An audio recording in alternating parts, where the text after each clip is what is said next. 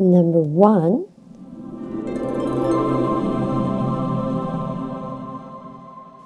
Number 2.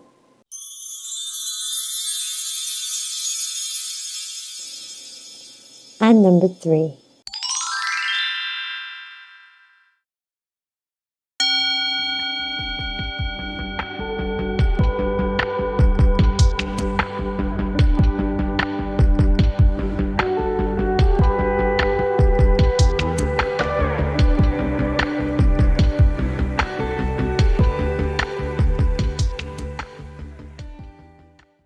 Hi lovers, so what's going to happen next in your love life?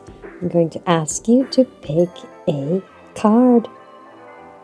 Well, actually it's a deck and we'll do a whole reading. Okay, ready? First, take a deep breath. I think of this deep breath as clearing your energy. And now pick. Number 1.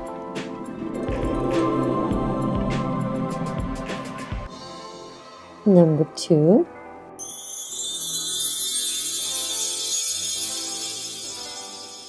And number 3. So, if you pick number 1, what's going to happen in your love life next?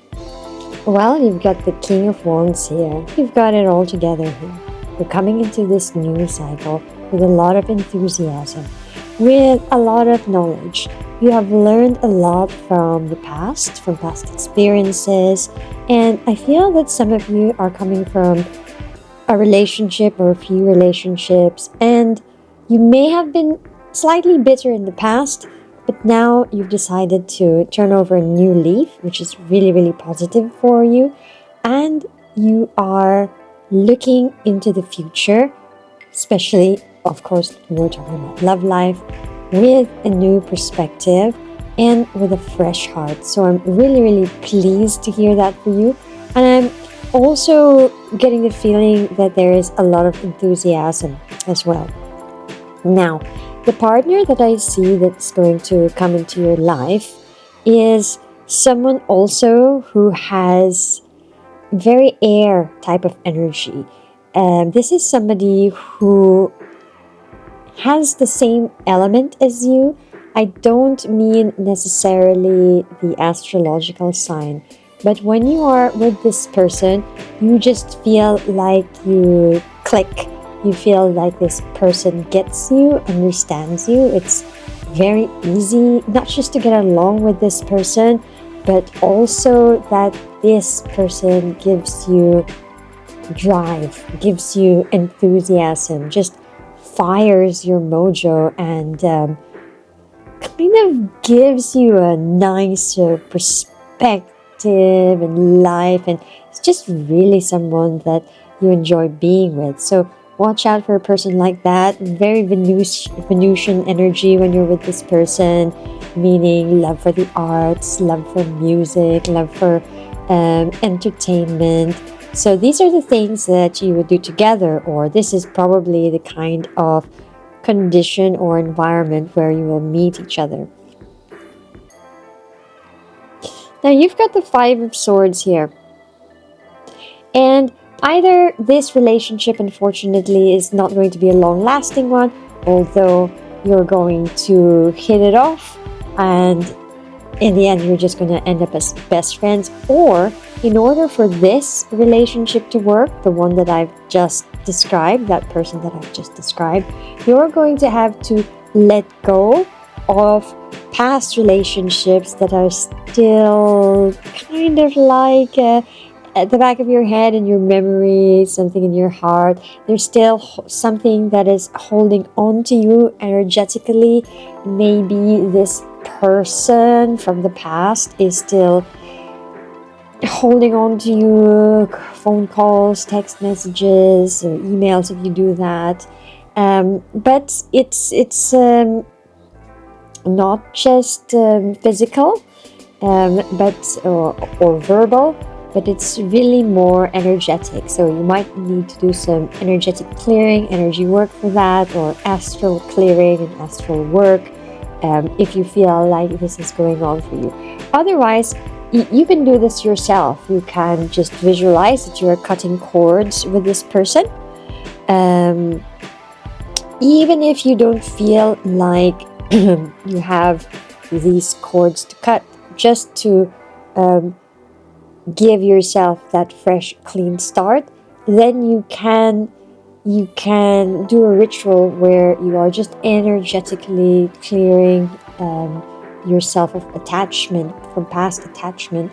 You can do that through visualizations. You can do that by saying something, a mantra, or saying, I release you, I forgive you, I release all of our cords.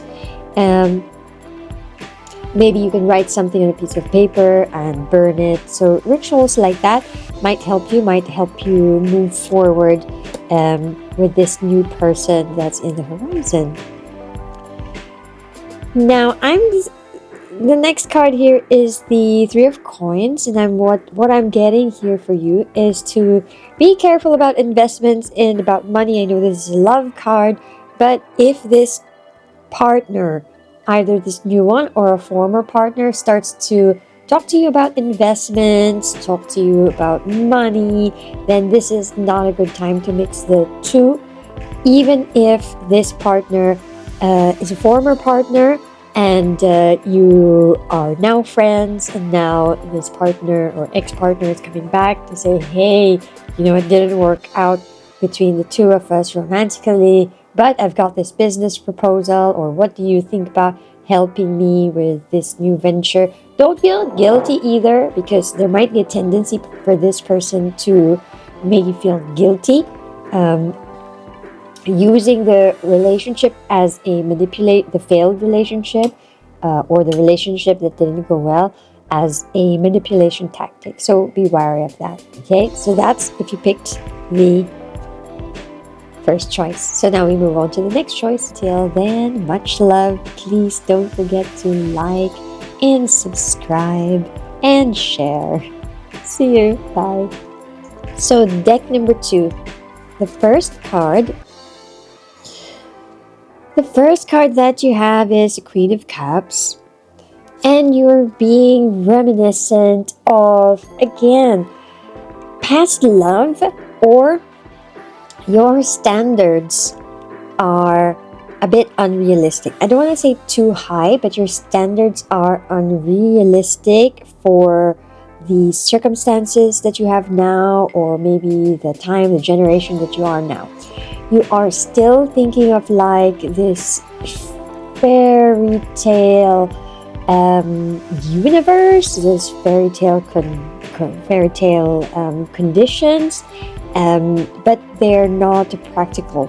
So in order for you to move forward and not get stuck, you're going to have to really look at what is the sense of real, what is the sense of reality in your life. How can you really practically find a partner?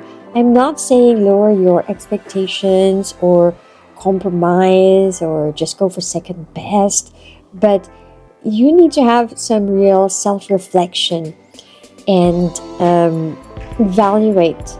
The key is to evaluate what's going on, where do I want to be, what is the type of person that I attract, and what is the type of person that is suitable for me, or well suited for me, because it's coming, you see. So once you've figured all of that out, once you do some self-reflection and getting your emotions right, that's when this King of Cups comes into your life. Knight of Coins. And I feel that this is, I said king because he actually has the energy of a king. So he is he's quite young. I would say he is the same age or a little bit younger than you, or has the mentality and the energy of youthfulness. Now, this person is very savvy with business, finance, or IT. He could be working in that industry, and very clever. I don't mean intelligence in a nerdy way, but quite handsome as well. If you're male watching this, then it would be the opposite, or the same, who knows these days. But attractive. So, sorry for not being PC. So let's just say attractive, handsome, beautiful, attractive. And very charming, I'm getting as well, quite charming, but that's really on the side. But really, the first thing that you really notice about this person is that they seem to have it all going for them. Very savvy again with technology and finance, but in a very down-to-earth, not too down-to-earth, but in an intelligent sense, not in a very flashy sense. Okay. Very kind of like practical intelligence, almost accountant-like. Okay. This person is going to challenge you in terms of your finances as well, because they have got some financial nous. They have a certain way of living, like a practical way of living. And if you're the type of person who is extravagant, or in some areas, I mean, all of us in some areas of our lives, we are extravagant, he's going to challenge you on that.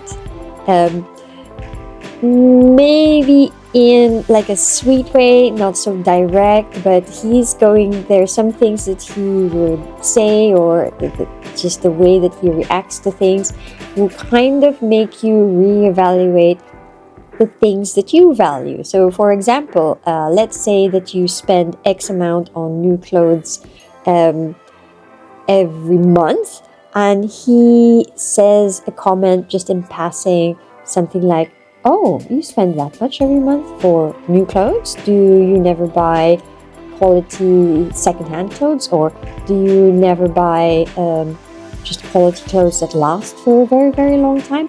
And this comment is like an innocent comment, but because you're so attracted to this person, it kind of sends you into motion. You're snapped into your senses, and all of a sudden it sparks a little bit of change in you. So this girl overall is a good influence for you in that sense, in the practical way of life. So this person in the end has a very grounding influence on you, although it's very interesting because at the beginning you are attracted to this person because of their success in finance, their success in business and career. They seem to get it all together. They might have a flashy car, or at least an attractive car, attractive jewelry as well, or clothing.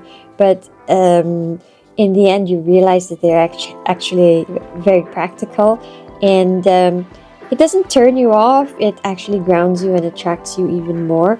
So this person is a balancing person for you. And whatever happens to this relationship, you're going to grow in this relationship.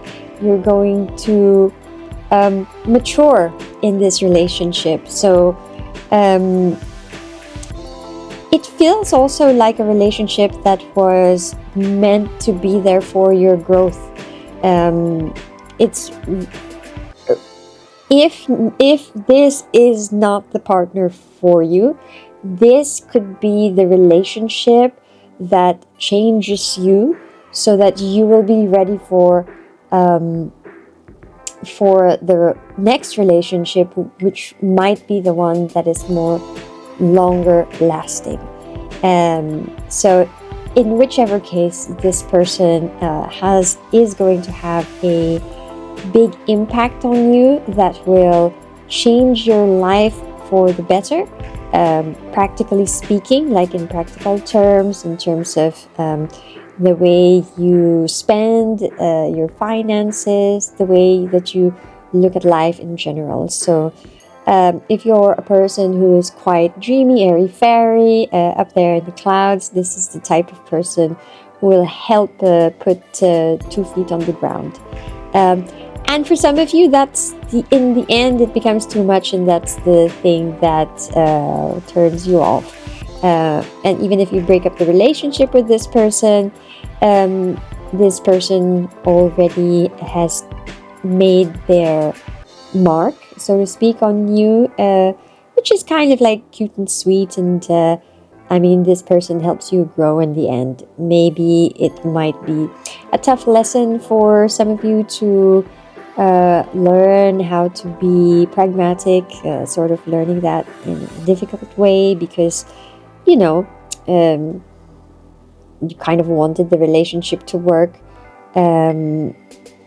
But overall, it's what you need to grow for the next step in your love life. Alright? So, till then, much love. Please don't forget to like and subscribe and share. See you. Bye.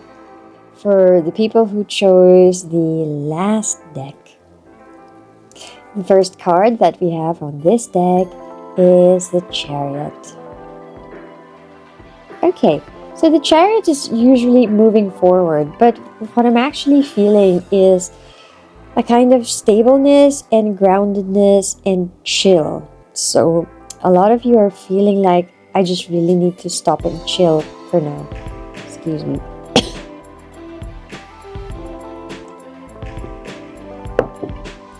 And it's actually from this place of stopping, regrouping, and resting where you will gain enough energy to move forward in a new relationship. But you have to acknowledge that you do need to stop and you do need to take that pause. So the Ace of Wands is what appears next. And what I'm seeing is that for those of you who have kind of, quote unquote, given up and just thought, okay, to hell with this, let's try something else. And maybe you've given up on love altogether and love life and finding a partner. It's kind of when you're already down and when you have stopped and given up and abandoned, that's actually when you get a second wind and you just have this new energy coming from the earth and just giving you more power and more inspiration as well. I feel that the person that is coming to you next is a person that is very inspiring at work. For some of you, this person is a colleague that is also a friend, or you have some sort of business or client and customer relationship at the beginning. This could be someone that you're working with, and it's a slow kind of process of maturing and falling in love where you start to feel that okay, this person that you were not attracted to at first, okay, they have some qualities that start to become interesting for you in this kind of new sense. You start to admire them first with their business know-how, with the way that they work in their profession and in their career. You have some respect and admiration for them, for their talents, and then you both start to feel each other out.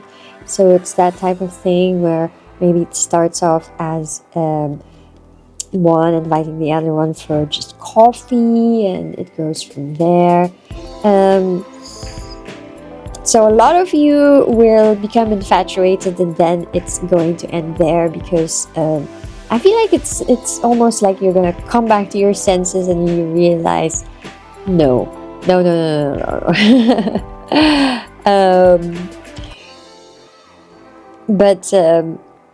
I don't know. That's just how it goes. The next card that you have is the Nine of Wands.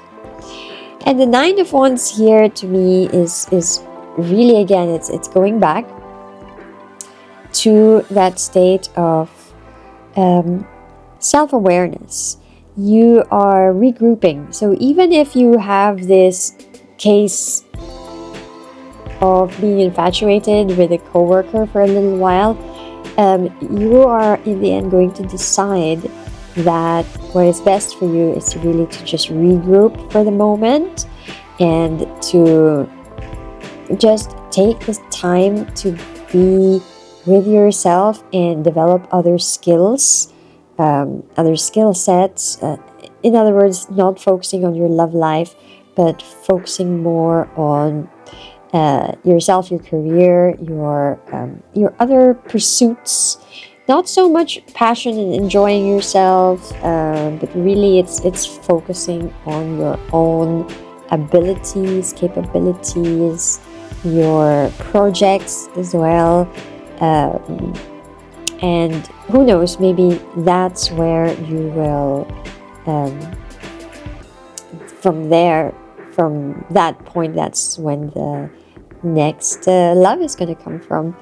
Okay, so thank you everybody for listening, and I hope this was helpful for you. Till then, much love. Please don't forget to like and subscribe and share.